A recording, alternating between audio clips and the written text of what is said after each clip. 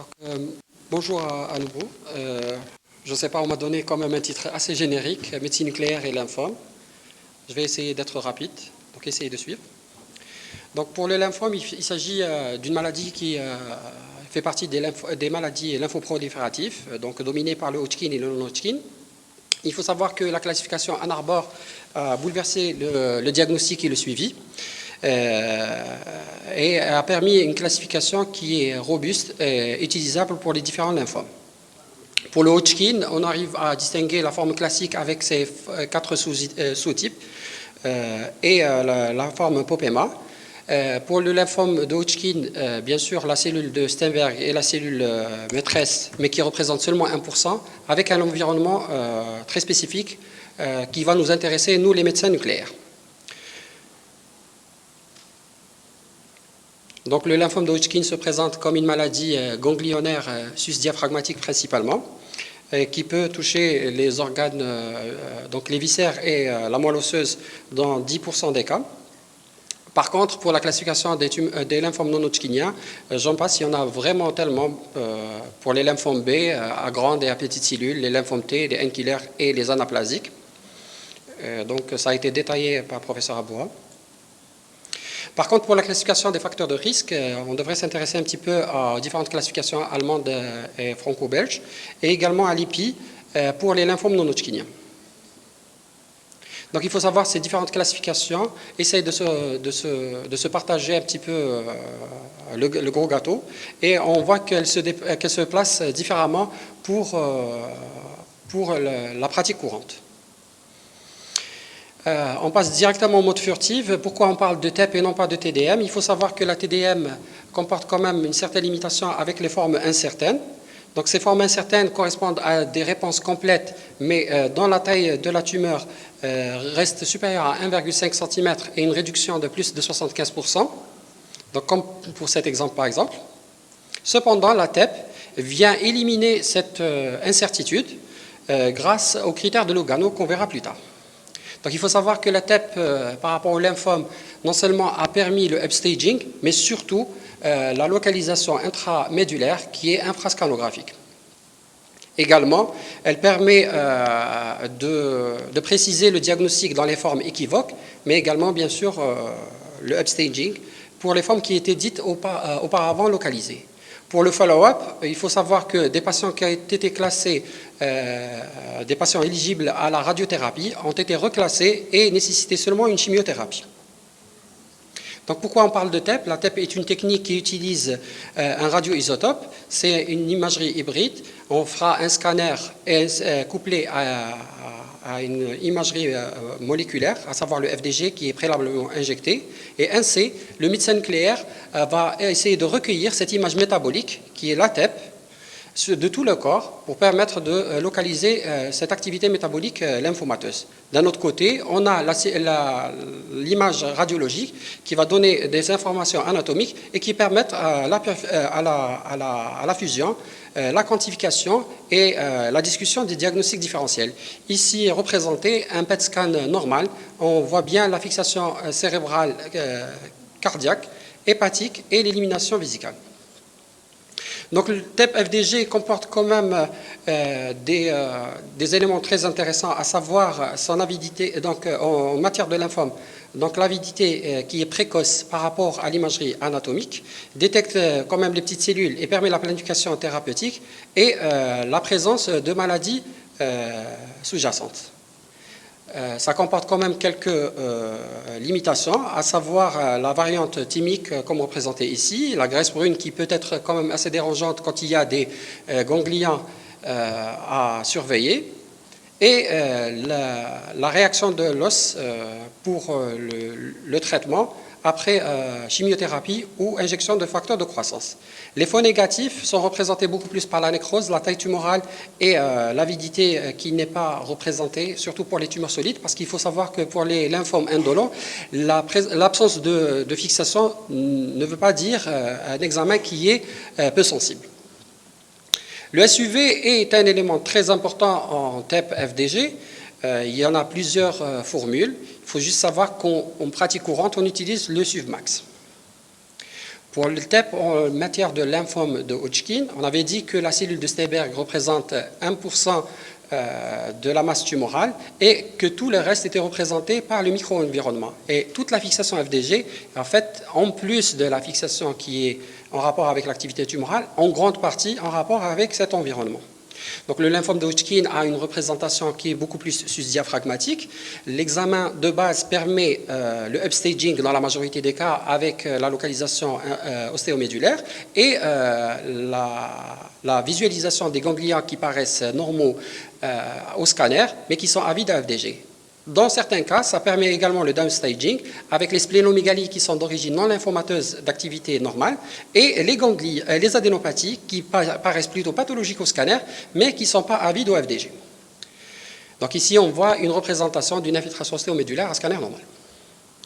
Donc qu'est-ce qui permet? Il y a deux études qui ont quand même pu voir l'importance du PET scan dans le upstaging et le downstaging et récupérer donc un diagnostic plus précis et qui a été peaufiné par la suite par une grande étude par Barrington et qui retrouve finalement un résultat intermédiaire des deux. Donc pratiquement 20% des patients ont été reclassés grâce à la TEP-FDG. On ne va pas prétendre être anatomopathologique, mais il faut croire que le sclérosant diffus, qui est la forme la plus fréquente, est une forme qui fixe très bien le produit, qui est surpassé par le lymphome à cellularité mixte et qui devance la forme à prédominance lymphocytaire. Pour le B diffus et comme pour le lymphome mentaux, le FDG il est très représenté par ces deux types de lymphomes et la biopsie ostéomédulaire reste quand même indiquée devant la faible affinité à ce niveau pour ce type de lymphome. Pour le lymphome folliculaire, il s'agit d'un lymphome qui est indolent, qui se comporte comme une maladie généralisée, qui touche tout le système réticulo-endothélial. Parfois, ça fixe intensément et le lymphome peut aider, notamment au diagnostic, mais surtout lors de la transformation. La transformation en B diffus pour le lymphome folliculaire est retrouvée dans 5 à 7% des cas. C'est pareil pour la leucémie chronique lymphoïde. Et le FDG permet les sites de biopsie qui peuvent être inhabituels, comme dans ce cas de figure, qui est représenté par une atteinte sinusale. Pour ce qui est le cutoff, on entend parler de chiffres de 10, 11, 12, parfois 16. Il faut savoir que les études ne sont pas encore d'accord sur le chiffre, mais on va dire qu'à partir de 11, on peut parler d'une transformation et ce site-là nécessite quand même une biopsie. Pour le MALT, est une maladie plutôt extranodale, le plus souvent au niveau de l'estomac, parfois au niveau oculaire et des poumons. Et le FDG permet le staging dans ce cas de figure. Donc ici, on voit une atteinte orbitaire associée à une atteinte pulmonaire. Donc, qu'en est-il de la représentation du FDG dans les lymphomes? Il faut savoir que tous les lymphomes non hodgkiniens agressifs nécessitent un PET scan, ainsi que le lymphome hodgkinien. Pour les lymphomes indolents, on a une variabilité quand même assez importante, mais qui est représentée le plus souvent par les T-nodaux, les marginales et le lymphome folliculaire. Donc ici, on voit les différents types de lymphomes non hodgkiniens et on voit le niveau de fixation qui passe depuis le lymphome indolent vers le lymphome le plus fixant, à savoir le B diffus.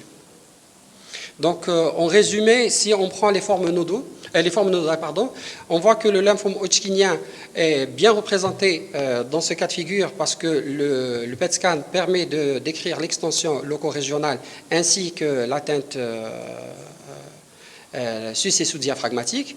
Pour le folliculaire, plutôt, il permet de retrouver toutes les lésions parce qu'elles sont le plus souvent diffuses. Et enfin, pour le B diffus, on arrive à voir quand même des formes qui sont avancées lors du diagnostic qui arrivent jusqu'à 40% des cas. Pour les formes extranodales, 10 à 15% sont retrouvés dans le lymphome hodgkinien. Le folliculaire touche quand même la moelle osseuse dans une partie qui peut atteindre la moitié des patients. Et le B diffus, il faut savoir qu'avec l'atteinte primaire, on avait dit que 40% peuvent être concernés. Donc ce qui est par rapport au FDG et la biopsie biopsie osseuse.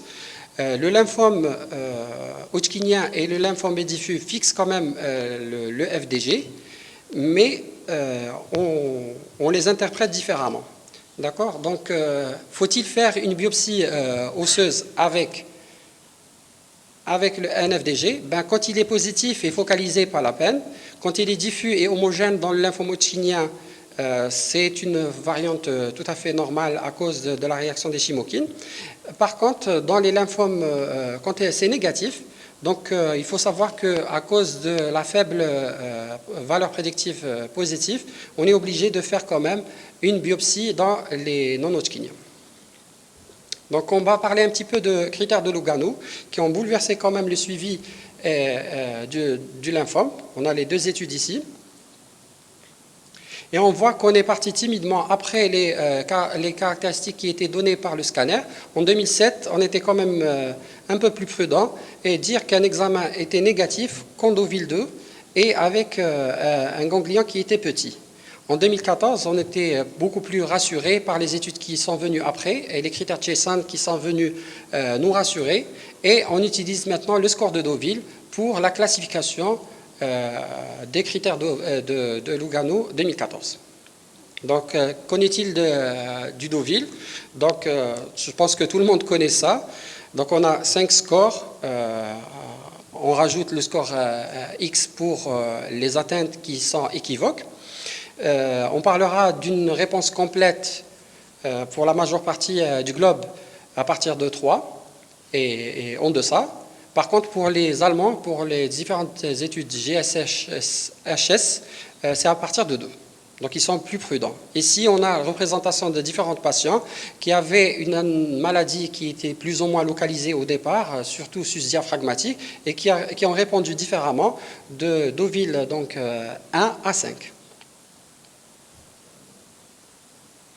Donc, si on veut présenter comment on va répondre en tant que médecin nucléaire, un médecin nucléaire va prendre 2 zones d'intérêt, à savoir l'aorte et le foie. Pour l'aorte, on prendra au niveau de la crosse, on prendra un CC, en évitant les parois et les calcifications, et on comptera le bruit de fond à ce niveau. Pour le foie, ça sera à droite, en évitant toute activité vésiculaire et rénale. Et on va utiliser ces 2 taux comme étant des taux de référence. Ce patient représente donc 3 atteintes qui sont sus-diaphragmatiques et sous-diaphragmatiques. La première, qui est la plus haute située, est semblable au foie. La deuxième est relativement supérieure, elle est stade 4, mais finalement, on voit que la réponse, elle sera dominée par l'atteinte la plus importante, à savoir sous-diaphragmatique, qui est nettement supérieure au foie, et donc le patient sera classé Deauville 5. Les critères de Lugano, de fin de traitement, déjà à mi-traitement et à fin de traitement actuellement, permet de classer le patient en réponse complète si le Deauville il est compris entre 1 et 3, et de réponse incomplète pour les 4 et 5. Et on divisera ça en réponse partielle, en maladie stable et en maladie progressive, selon l'évolution et la comparaison avec le baseline. Ici, on voit un patient qui a un SUV qui est aux alentours de 38, avec une chute, une masse résiduelle qui passe à 64%, et un bruit de fond, et un SUV qui passe de 18 à 17, et donc on parlera d'une réponse partielle. Pour les critères de suivi, il faut savoir que la TEP représente une valeur prédictive positive et négative excellente, qui reste quand même assez variable pour les lymphomes hodgkiniens parce qu'il s'agit d'un groupe qui est hétérogène. Ce qu'il faut savoir qu'il faut rester quand même très attentif pour le lymphome hodgkinien qui se comporte comme une maladie on-off et ne pas sauter sur la première lésion qui est fixante et dire qu'il s'agit d'une maladie résiduelle. Pour les critères de Lugano, on va prendre 2 exemples. Un premier patient qui représente donc un bulky qui a été traité par un BICOP, et après un premier TEP qui est revenu négatif Deauville 2, on est passé en désescalade et on est passé en ABVD. On peut prêter le chemin inverse. Ce patient, on a préféré commencer par un ABVD malgré qu'il représente une forme défavorable, mais la TEP a fait rattraper rapidement le coup parce qu'il s'agissait quand même d'un Deauville 5, une maladie résiduelle importante, et le patient a été rattrapé par du BICOP de rattrapage. Faut-il toujours utiliser les critères de Lugano et le Deauville à chaque fois? Pour les lymphomes non-Hodgkiniens, on peut avoir d'autres critères, à savoir le delta SUV, c'est-à-dire avoir un examen de baseline de référence avec lequel on va le comparer avec la fixation la plus importante. Un patient est hétérogène, donc il a plusieurs fixations et donc plusieurs SUV. On prendra le SUV le plus important lors du premier examen et le deuxième lors du deuxième examen, même si les sites sont différents. On va prendre la maladie comme une maladie qui est localisée et là, on calculera les différences. Je vous passe les différentes études, mais on va s'accorder qu'à 66% à TEP2, on parlera d'une réponse complète des TEP négatifs et au-delà de 70% en TEP4, il s'agirait donc d'une réponse complète après 4 cures. Donc pourquoi je vous parle du SUV? Parce que le SUV il permet donc d'éliminer les faux positifs sans augmenter les faux négatifs et donc ça a un impact direct sur le taux de rechute et la mortalité. Je ne peux pas vous parler des stratégies thérapeutiques qui sont TEP guidées, mais je vous fais un schéma qui est assez standard. On fait la TEP initiale qui est recommandée, on fera un TEP intermédiaire à 2 et voire 4 le plus souvent dans les lymphomes non-Hodgkiniens, et on fera ça en fin de traitement pour pouvoir juger si le patient est TEP négatif, standardiser le traitement et le continuer, sinon passer en escalade, voire déclarer la rechute. Pour le lymphome folliculaire, plutôt c'est indiqué dans le traitement d'entretien et en cas de rechute. Malheureusement, je n'ai pas pu parler longuement sur la radiothérapie, mais il y a deux études, les GHSG des Allemands, mais je vous rappelle qu'on parlera de réponse complète à partir de Deauville 2, et de l'ISA, les deux sont intéressés aux formes localisées favorables et défavorables, là où la radiothérapie est indiquée. Et grosso modo, il faut savoir que la radiothérapie n'est pas indiquée dans les formes défavorables parce qu'il n'y a pas de différence significative sur la survie sans progression. On parlait depuis tout à l'heure sur le PET scan couplé au scanner, mais qu'en est-il du PET avec l'IRM? Il faut savoir que la séquence pondérée est très intéressante dans le lymphome hodgkinien et non hodgkinien et qu'on a pu finalement améliorer la sensibilité de l'examen et que l'IRM couplé à la TEP n'était pas d'accord avec le scanner. Dans la majorité des cas, ça permettait un upstaging et pas mal de patients qui étaient Deauville complet étaient reclassés Deauville incomplet à cause de l'IRM, comme on le voit ici pour l'atteinte hépatique qui est en fait invisible et dans le traitement et la reconstruction ont permis de visualiser une atteinte splénique qui est résiduelle. Depuis tout à l'heure, je vous parle des différentes classifications et des différents moyens de suivi du patient. C'est comme différentes sauces au niveau de la cuisine, chacun ramène la sienne, mais au final, l'hématologue, il est confronté à sa sauce maison par rapport aux données qu'il a et bien sûr les moyens qu'il a. L'IWC 99 qui était basé sur le scanner avait bien sûr les formes incertaines qui ont été anéanties par l'avènement du PET scan utilisé lors de l'étude IHP. Donc on voit que finalement on arrive à être plus sûr et déclarer la réponse complète dans la majorité des cas et éventuellement on a enlevé toutes les formes qui sont dites incertaines. Tout simplement on en parle parce que la TEP négatif et la TEP positif a un impact direct sur la mortalité et c'est prouvé par les différentes études.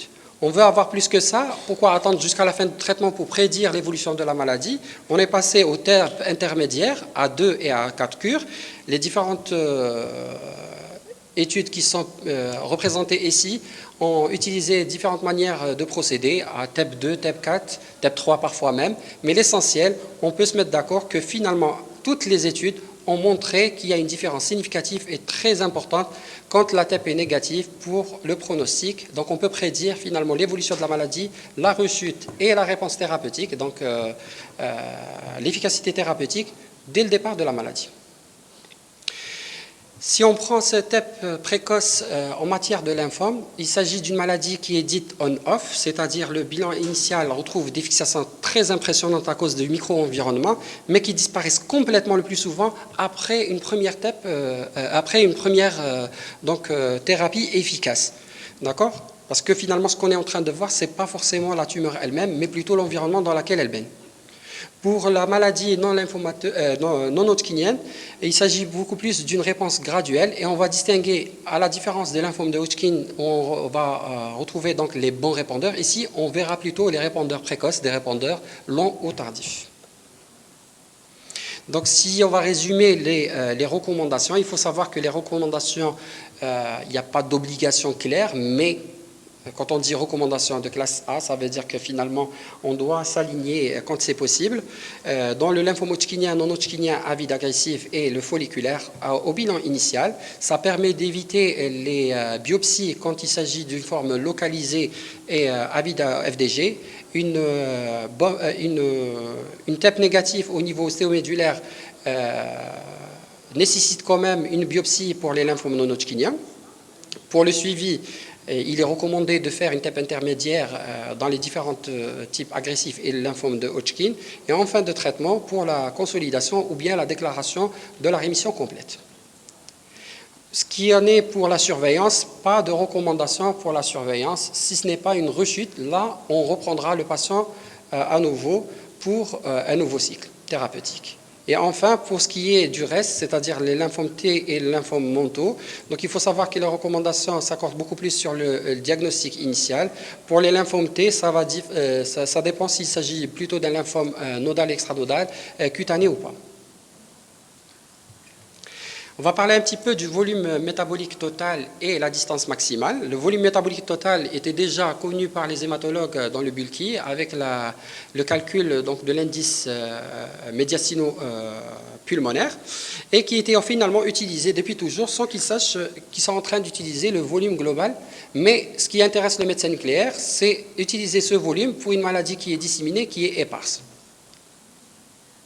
Et on voit que finalement, les différentes études montrent que ce volume, il prédit à lui seul et de façon indépendante l'évolution de la maladie et le risque de rechute. Il s'agit donc finalement d'un facteur qui est autonome et indépendant pour le risque de rechute et pour la survie avec son progression.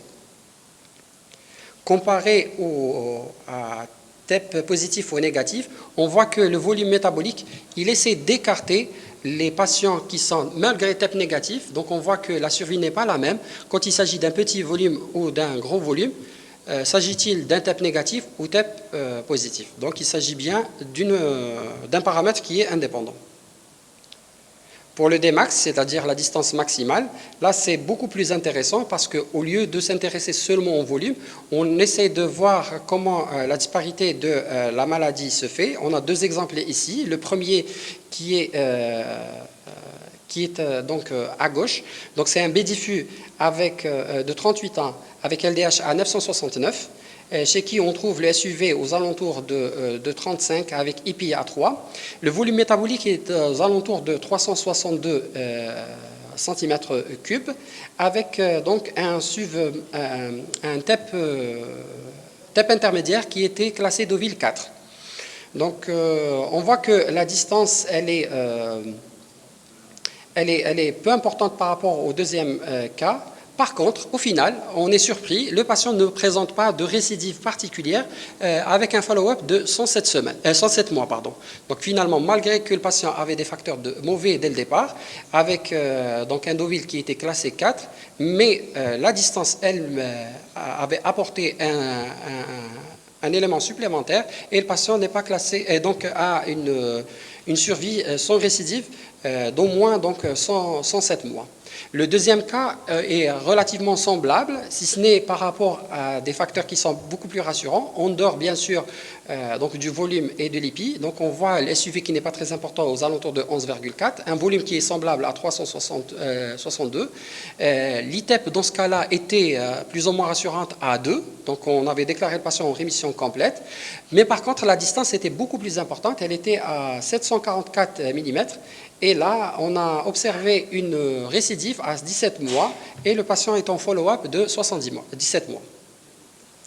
TEP et immunothérapie, il faut croire que les critères de Deauville sont utilisables pour la chimiothérapie. On doit avoir un autre moyen pour le suivi des patients en immunothérapie. On a donc depuis 2016 les critères lyriques qui s'accordent pour la réponse de pseudo-progression en anti-PD-1. Et dans les deux premières sont en rapport avec le scanner. Ce qui nous intéresse, nous, le plus, c'est les critères qui sont en rapport avec le FDG. Donc, pour ce patient, on a un patient qui a été identifié comme répondeur à l'immunothérapie. On voit la fixation qui est devenue importante sans qu'il y ait un changement de la taille tumorale. Donc, pour ce patient-là, en scanner, on ne peut pas être sûr puisque la masse n'a pas changé de taille. Donc, on va rester en incertain.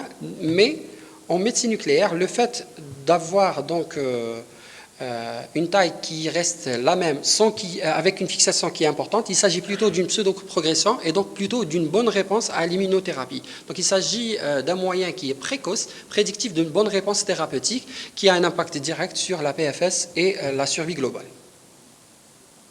TEP et cerveau, j'avais dit tout à l'heure que l'examen était quand même excellent pour le lymphome, mais il n'était pas parfait, à savoir pour le cerveau.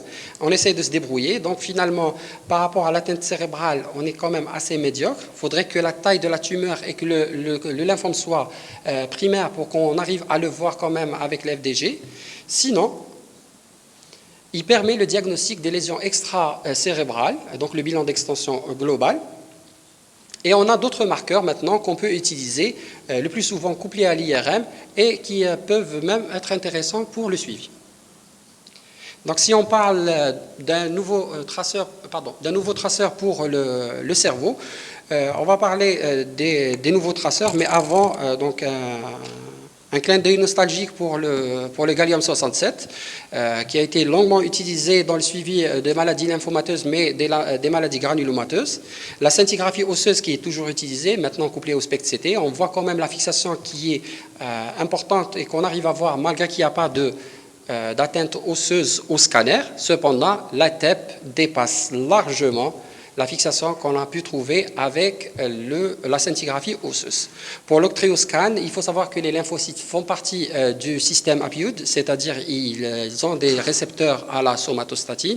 Et d'ailleurs, autrefois, l'octréoscan représentait un outil de suivi et de déclaration de rechute pour certains lymphomes. Pour les autres TEP, fluorés ou bien au gallium, il y a le premier dont j'allais parler qui est intéressant pour le cerveau, mais également le deuxième qui est intéressant pour le staging rapproché et le staging précoce des maladies à traiter par radioimmunothérapie, c'est-à-dire à savoir le CXCR4, qui est même lui utilisé en tumeur non endocrine, puisqu'on avait dit qu'il y avait une certaine ressemblance entre les deux maladies. Pour la radioimmunothérapie, sincèrement, je sais que j'ai dépassé les temps, donc oui, je vais dire qu'il y en a plein qu'on est en train d'utiliser, mais qui n'existent pas en Algérie. Peut-être que certains ont connu le zévalin autrefois avec l'yttrium, et maintenant ce qu'on essaye de proposer, c'est l'alpha-thérapie avec le plan de 112. Un mot sur l'intelligence artificielle. Il faut savoir que depuis tout à l'heure, on essaie de prédire la maladie à des stades avancés, même avant la fin du traitement, donc en intermédiaire. Maintenant, on essaie de passer au deep learning des machines sophistiquées et bien sûr des logiciels adaptés. Donc, on essaie de proposer des images de patients chez qui on connaît le follow-up et on donne différentes reconstructions de l'image.